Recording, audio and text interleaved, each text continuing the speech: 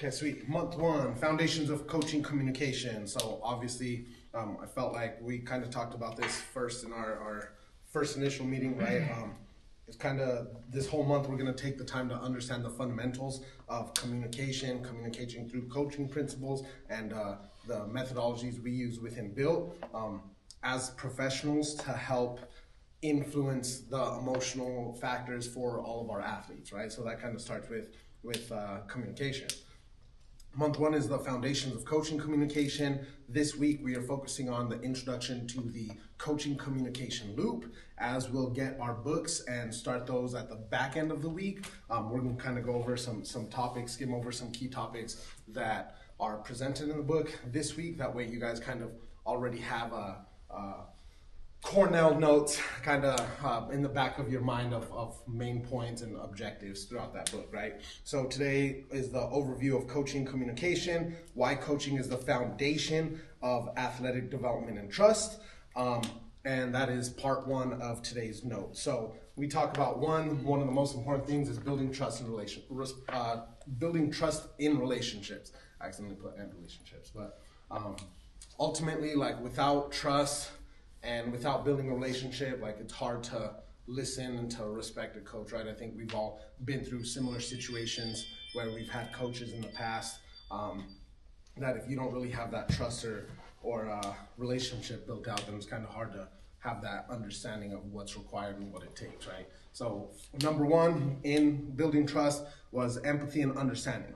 So conscious coaching, I love the title of the book, right? Because it is called conscious coaching, but nonetheless, like, I'm using this in terms outside of the book, like conscious coaching, meaning we're there, we're present, we're mindful, we're doing what we got to do, and it emphasizes genuinely understanding the athlete's perspective, right? Their goals, their challenges, and fostering a series of trust and belonging. So I think this kind of goes to understanding what their motives are and motivators are, and then once we understand those, like their goals, their motivators, and ambitions, then that's going to help clarify how we need to communicate and how we need to coach. So the cool thing is like there's actually personality archetypes of what type of a person an athlete is, right? And the way they think. And so once you can start generalizing and understanding what component that an athlete falls into, then you can kind of start to play from that psychological background of like understanding what's going to push them, how you need to coach them, and go from there, right? So I feel like that's crucial.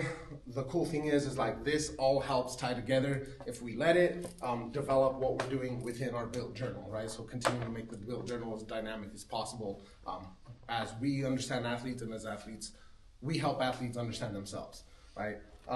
So being authentic is number two. Transparent communication allows athletes to feel valued, respected, and ultimately creating a safe space where they can openly express concerns and aspirations. We have a great culture with that already, right? And I think it's understanding that from a coaching standpoint, once you help an athlete feel like they can communicate and their communication is valid and valued, right, then that opens the door to building that trust and that relationship, right? Number two is promoting individualized development.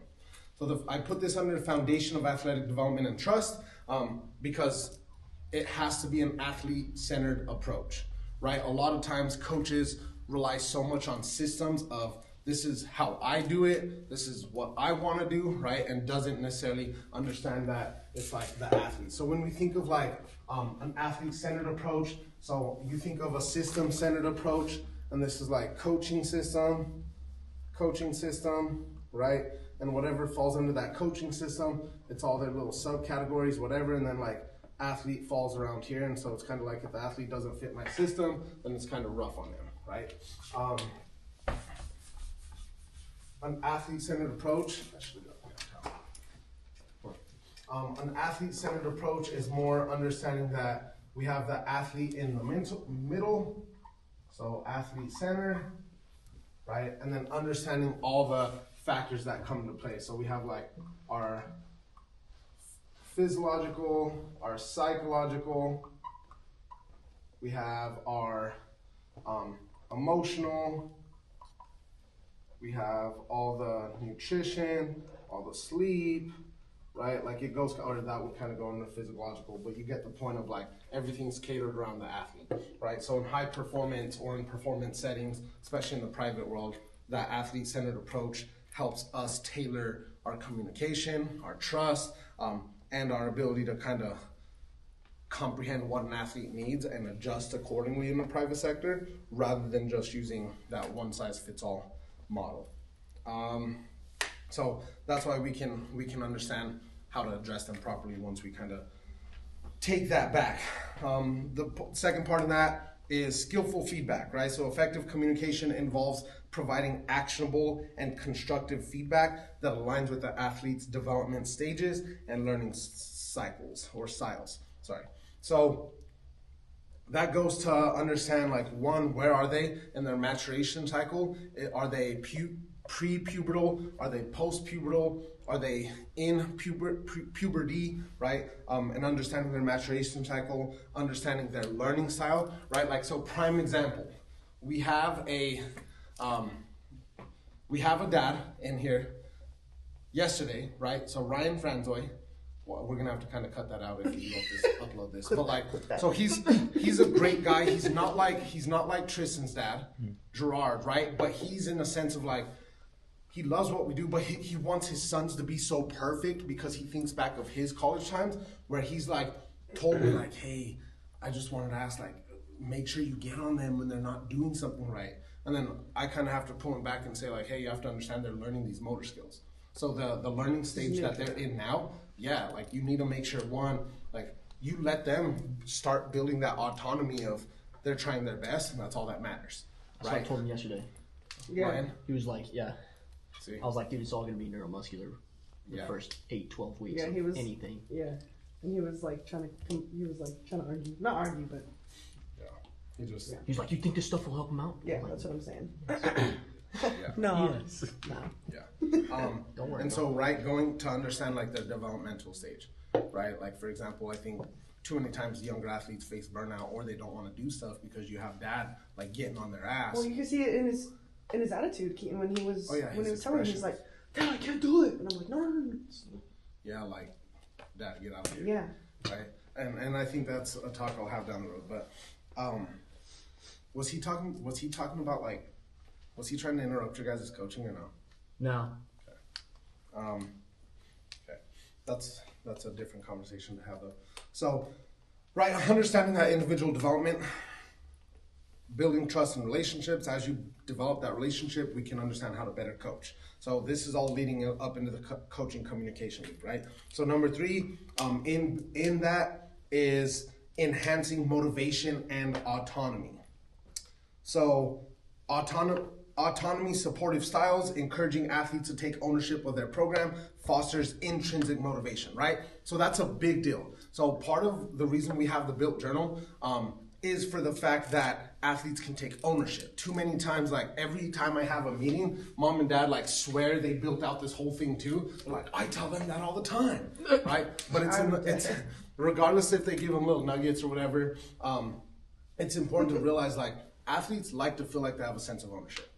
And the more ownership you give them, the more control they're going to take, and hopefully the more confidence and accountability they'll put on themselves, right? That's not always the case, but understanding like our whole objective in the private sector, and shoot, even in collegiate settings is like, I think all professions can speak where you start giving tools to the athletes to put in their tool belt, and then they start kind of becoming more autonomous, right? So like, I know we've had that talk about like the LPM model, and we'll get to that next week, but understanding like which athletes are more autonomous and which athletes are not autonomous, and understanding that we have to deliver a different style of coaching dependent on that. And then also understanding that an athlete who's autonomous doesn't necessarily mean you just leave them alone and let them do the whole thing, right? It's just a different style of coaching. When you say autonomous, what does that mean? So they're kind of efficient on their own. Okay. Like, I get it. You got it? Yeah. Cool. I was trying to think of an example, but yeah, right. So like, as we take ownership and as athletes get more dynamic and adjusted into their Built Journal, some of the kids who have ran a journal back to back on their 5th one, 6th one, 10th one, however long they've been here, they kind of build that ownership of like understanding where their habits are and where their day-to-day is, right? So it's cool because, like, for example, we had a soccer athlete. She just committed to UNM, and you guys will get to meet her here in the next several weeks. She went through an injury recently, but so nonetheless, like, she came in, she was very extrinsically motivated. She was always worried about like what other coaches thought, worried about like the points she put up on the board, right? Things like that. And it was a dynamic process of like just consistently repeating habits and repeating all the mental and emotional development stuff, where she became more intrinsically motivated and she didn't even realize it. But then she started focusing on like her goals in her journal started shifting from like X amount of goals and X amount of this and X amount of that to like just taking the step in that day to get better, right? And so that's where that ownership comes into in that intrinsic motivation. Purpose-driven coaching. So part of enhancing motivation is helping athletes align the why behind training, behind their personal values and their personal goals. And so understanding the sense of where their long-term commitment is. And so there's what's called a four coactive sports model. And you guys will learn that. I'll teach that one day eventually. But so basically it's like, what are the four coactives that make high performance? And it's, you think of it as a box. So y'all know what coactives are? Say it again. You know what a coactive is? Maybe if you use it in a context. Okay, so the four coactives of high performance are physical, psychological, technical, and tactical. That's a high performance driven model, right? So in context, like, so, or what a coactive basically is, like, these are all interdependent, right? Like, you can develop one aside from the other, right? So a coactive means it's all interdependent, but they all work together as well. Mm-hmm. So like, it's a web that kind of is created together, and one that you influence in each box can help kind of raise the tide of the other box, right? So that's what coactive just means. It's like interdependent, but they actively work together. And so understanding what their why is. And so that why is developed a lot in the psychological development. So again, it's like, that's why onboarding is the most important thing, where it's like, hey, what are your goals? What are we trying to do, right? To understand why they do something, and then, well, where are their goals? And then why are they trying to accomplish these goals, right? That's so that falls into like the category of psychological development of like spiritual underpinning, right? So it doesn't mean you have to be religious, but like the concept of spirituality is you have higher morals and values because of your belief in or something above, greater than, right? And so the similar concept or conceptual structure of that within sport is like, you're working because you're trying to achieve something greater than you, right? So understanding that spiritual underpinning is a big deal. But that'll help kind of ignite that long-term commitment of, hey, I know what I'm working for and how I'm trying to get there, you know? Number 4 is facilitating psychological safety. So minimizing fear of failure. Open and honest communication reduces anxiety about mistakes and promotes a growth mindset and resilience, right? So we always we want to encourage failure. I think all of us in here have experienced failure. And I always like to say, like, I try to fail as fast as I can, like me personally. And it's because I believe, like, the quicker you fail, the more you can learn, right? So like, in an essence of like, failure is this misconception of like, I lost, when in reality it's just like, you can kind of check the box on like, okay, this didn't work, how can I keep developing, right? And so like, that's important from a coaching standpoint, is like, so many coaches have negative reinforcement or negative consequence when we think of the four psychological ways to mental conditioning, right? Like Pavlov's theory.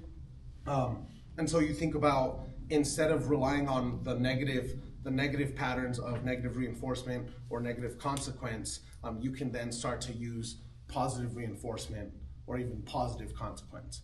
And that'll always have a better long-term play, especially when we help athletes. I think every athlete experiences, every person in life experiences the fear of failure, when really that's just a hurdle or a construct that was made up in their own mind, from their previous experiences, right? So then it gets down to like pinning down where and why that was established mentally, and then what habits can we develop psychologically to get them out of that, right? And a lot of times I think it's like parent driven. Like they want their kid to be so good, like so, but for example, right, like dad, I'm trying, like, so he's more focused on like what dad thinks if he's doing something right or wrong. And for us, it's like, hey, you're just at your baseline, right? Like every time I test, when I go over baselines with parents try to give their kid shit or whatever, which is cool. Like I totally understand it. Like I grew up, I'm talking like 4th grade basketball and miss a free throw. My pops was the only dude in the stands yelling, right? Like, cause I missed the damn free throw. But I think it's in the sense of once we can help these athletes understand, like, hey, you're just learning. All that matters is we're getting better day to day, and we're trying to get better day to day, right? And so once we help them kind of create that supportive environment, then the athlete's going to feel more comfortable taking the risk, you know. And that'll lead to pushing their boundaries. So number 5, so we went building trust and relationships, promoting individual development, enhancing motivation and autonomy, facilitating psychological safety, and then improving performance outcomes. So once we can kind of pin, okay, we're starting to build the trust and relationship with whoever we're working with, we are promoting that individual development by understanding or helping them, as well as understanding that they are the center of this approach, right?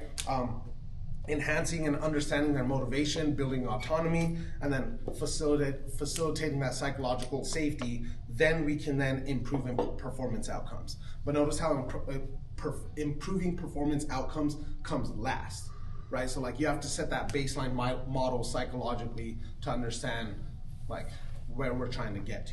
So again, it's like holding hands with them, kind of developing that practice. And then improving performance outcomes is the clear communication. So having athletes perform better and understand the rationale behind our training methods, how they contribute to their goals, how we contribute to their goals. And then from there, working into a feedback loop as that conscious coaching, like being present, involves listening to these athletes, getting their input, adjusting plans accordingly, and making sure we have continual improvement.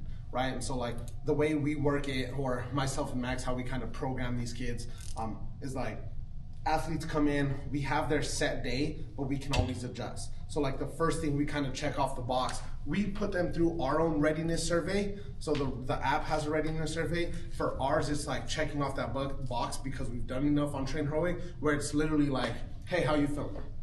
Right, see where they're at from a mental stress standpoint. Okay, you feel good, how are you sore? If we knew they just came out of competition, or if we knew that they were just here the next day, right? How'd you sleep? How'd you eat, right? And so we can check those boxes, coaches, and then from there, if one of those is like a red flag to us, then it's like, hey, how you feeling? What do you want to do today? And then you almost give it an option, right? Like, hey, we can either stick to our program, keep pushing, or let's do some recovery, and then kind of listen to their feedback. Say, okay, well, maybe if this is hurting or X, Y, Z, then let's go ahead and adjust this. Let's take this away. Let's do this instead, right? And that helps create that environment of like, hey, I have ownership in this process as well, right? And then ultimately fostering long-term development, holistic growth, so communication that addresses not only the physical performance, but especially the mental and emotional well-being, and that'll help develop the athlete as a whole, right? Because like the whole concept of build was like, if all we did was deliver training, I felt like that was a disservice to athletes, especially for what I've went through. I think for a lot of us that went through, like being able to help athletes understand that everything they go through within athletic development gives them skills for life, right? And goes from there. So it doesn't matter what level we all played at. It's a matter of like helping them understand, like, hey, you're fast on the fast track for experiencing the real world when it comes to mental, emotional well-being, and then of course health and fitness, like physical well-being, right?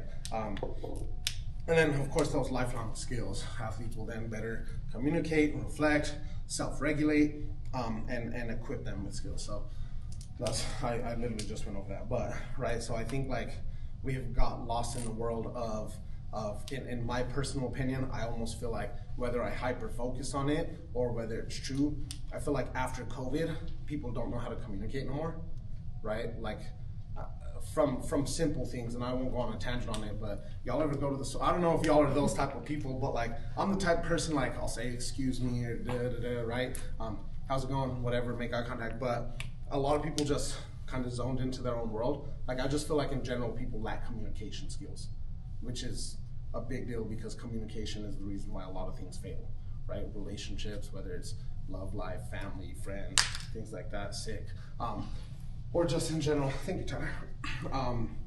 And so one, like helping them understand how to communicate, how to reflect. So when we think of changes or process of changes, the first step is awareness, but we also have to reflect in order to become aware. And I think that's a skill or a thing that people miss, right? And so that's something that we always push on. And then the self-regulation, right? Like have y'all ever got into emotional aroused state, and then you kind of have to pull yourself back, right? Like that's that self-regulation that some people actually don't have. And I'd argue that kind of sports kind of in one way or another helped us influence and find that path of how to properly self-regulate, right? And all of us are older, obviously, so we've been through experience, we've been through things to help go through that. So that is the foundations of athletic development with building trust, building relationships, and the foundation of communication. Do you guys have any questions on that? Any thoughts? Coach Max, key takeaway. Key takeaway? Yeah, from that right there. Look at my notes. I think that trying to find those kids who are autonomous with their own stuff is hard, because like you might think that some kids are autonomous with workouts and stuff like that, but you really need to be there to be able to push them to that next level. I feel like some kids think they have that down, but they really don't. Absolutely. At all. None of these kids have. If they think they do, they don't. Absolutely not. Yeah. Absolutely not. But it's just finding those little things you can tweak to make them a little bit more autonomous. Not completely, but just helping them out with that. Absolutely. And that's like part of that staying active with that coaching, right? So like that's a good point for sure, because we have to remember, unless it's summertime, unless it's a break, and even then, college athletes, besides myself, they're drama queens, right? Like they really are. Yeah. And so besides myself. Besides me back then. I wasn't. But so I think like, yeah, you're absolutely right? Like, so we have to remember that we are like our highest age group within our high schools, at least. Like college is a different story, but our highest age group, even within high school, are like 17-year-olds. Like we thought we knew everything when we were that age too, right? And so it's in the sense of like, they're not as autonomous as they think they are. Yeah, so keeping that with a grain of salt. Or else they'll just kind of go through the motions, right? And they lack the precision. Donovan, key takeaway. Overall, clear communication, better communication, especially with some of these kids. A lot of times, I mean, we saw with Oregon Mountain, we don't always know what the kids are doing at home, don't always know what's going on at home, and sometimes they come in to the workout with that baggage on them, and it's not always about, hey, I'm physically hurting, I'm mentally tired, practice was hard, but I had a long day from school, family stuff going on, drama stuff going on at home, and being overall better communicating with some of the kids. And a lot of kids tell us a lot of stuff that we probably should know, but because we've developed such a relationship with them, they feel comfortable with coming in here and knowing that this is a safe space for them and be able to just kind of lay it all out there for us. And learning how sometimes maybe, yeah, physically I'm not tired, but mentally I'm drained, how that can affect the workout, how we might need to, maybe give them a recovery day, mainly not because it's physically hard, but because mentally they're just tapped out. And in adjusting to not only physical well-being, but mental well-being as well. Absolutely. I like that he actually brought that up, right? Because that's psychological stress. And if we know anything about our body, like we have one spinal cord, right? So like that's why I always find it funny, like within the sports realm. What's going on, Dickie? Morning, how are you, Coach? Good, how about yourself? Oh, it's Jacob. You can, I'm not saying he's better looking than you, but... It's okay, Dickie, we all know this. No, just kidding. So basically, like, right, so I love that Donovan brought that up because, like, if you think of it, I hate the word, I say it because I have to, right? But like, I hate the word strength and conditioning coach. Because there's so much, like, once you continue to study the body, there's so much more that goes on. And it's like, the psychological influences, the physical influences, psychological, so it's coactive, and then your tactical, technical, like all that game, right? And then we start to understand, like, okay, from a learning standpoint, there's 3 stages of learning, we'll get to that later, right? But ultimately everything's a development of skills, like motor skills and micro skills, right? And so in the sense of like, we have one spinal cord, that's where all of our information, sensory information takes place, and then that's how we kind of adapt and learn. So when we have a similar stressor, we have a similar response, right? And so when he talked about like that stress, that psychological stress, it's important to know that, and the only way we can is through communication, right? Because we can almost say like we're not strength and conditioning coaches, we're like stress managers, right? So it's like how much stress was put on to them through physical practices, mental, all that kind of stuff, and go from there. So yeah, that was. What would you call it? What? Besides that, what would you call it? A stress manager? Well, that's why I say performance coach or performance specialist. Okay. Right, because you think of when, and not everybody does, but when I say performance, I'm thinking of like psychological performance, emotional performance, physical performance, right? Like your day in and day out. Yeah. So like the way it's like be a pro, like be professional. Yeah. It's all the above. Like being able to leave your emotions at the door because you have to compartmentalize and focus on the next task at hand, right? And then you can get back to that later. Or the mental stress is like the more we don't know how to compartmentalize or manage that, it just jumbles up, right? And so like how sometimes athletes can get in shitty moods, like people in general can just be in bad moods for no reason, right? And so it's like not properly self-regulated as much as people. Key takeaway. My key takeaway would probably be going along with on the same lines as Donovan, I guess. That we're human and we go through the same experiences, and we went through the same things as they did in high school at one point. We didn't think we were good enough at one point for whatever reason that was. And having the knowledge that everything is going to be okay, and when you're here, it's a safe space and you can talk to us about that stuff. Because I didn't have that, and I know like a lot of kids don't have that at home. So the psychological aspect of knowing what to say and not just dismissing them, because it's really easy to dismiss an athlete because they're good or because they think they're good. Just that we've all been through the same things, like having the same mentality in the subject of that we're all in it together as a built community. We're not built coaches and built kids. It's just we're all one. Absolutely, it takes a village. Yeah. Key takeaway. That as coaches, you kind of gotta continue to learn yourself. You know, you can't be stagnant. One thing you said was the first step is to be aware, self-regulation. You know, gotta understand yourself and be better yourself before you can better others. It's a good thing. And then I like what you said, set a day, but be able so you can adjust it, give them options, take feedback. You know, that's big. And just different ways you can coach, I guess. The negative reinforcement, positive reinforcement, understanding their habits, you know. Habits take so long to form, they probably take twice as long to break, you know. So Absolutely. I like that. Yeah, I like that. Along the lines of minimizing fear of failure, I think especially in an academy like this, we have a lot of parents who are living vicariously through their kids. They're sending them here because, you know, my kid's a star. I want them to be this, this, and that. And, you know, that's not always a bad thing. That's, you know, great, push your kids. But I think that especially in adolescence, their self-worth and kind of view of themselves comes from what everyone else thinks of them.